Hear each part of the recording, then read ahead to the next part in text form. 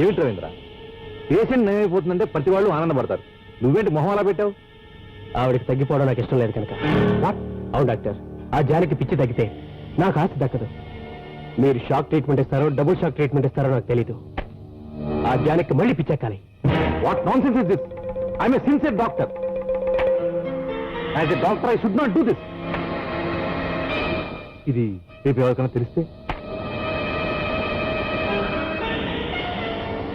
All right, మీరు చెప్పినట్టే చేస్తాను. మీరు నిశ్చింతగా వెళ్ళండి. అమ్మా అమ్మా, నాతో రామ్మా.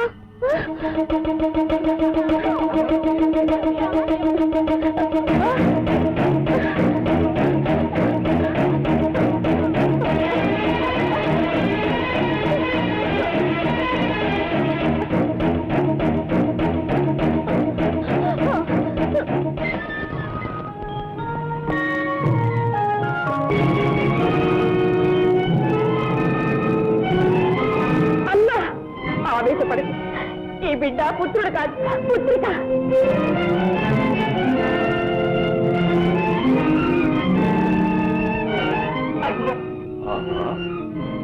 ఎంతటి వంచన! మహత్తర మాయాజాల కువిదుడైన నా శత్రువు పుత్రిక రూపాన ప్రవహించన.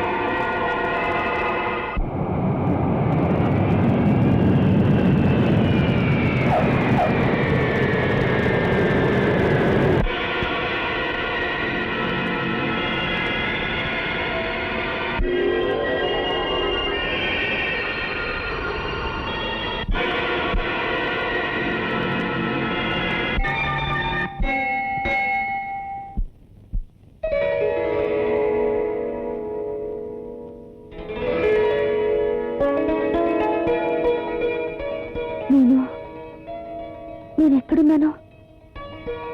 నేను ఇక్కడికి ఎలా వచ్చాను? జానకి, ఏమండి, నేను ఇక్కడ ఎందుకున్నాను? నాకేమైందండి? అదంతా తర్వాత చెప్తానమ్మా. నువ్వు రెస్ట్ తీసుకో. మీరంతా ఎవరు? నేనెవరో నువ్వు గుర్తుపట్టలేదమ్మా. లేదు. రఘు, ఒకసారి నాతోరా.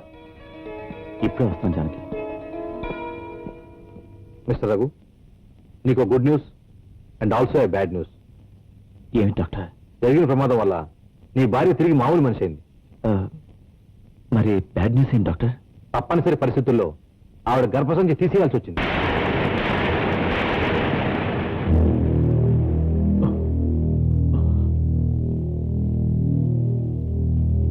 ఎప్పటికీ వాడి పిల్లలు పుట్టే అవకాశం లేదు. తాతయ్య, అమ్మకిలా ఉంది తాతయ్య?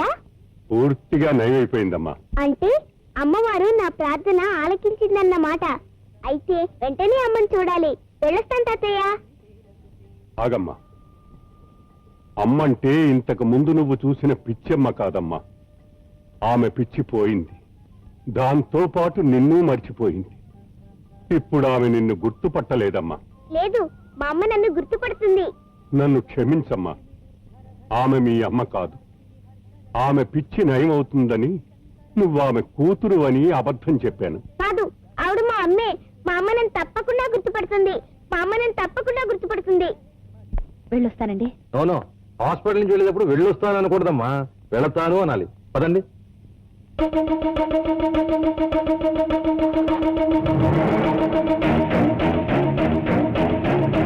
అమ్మా,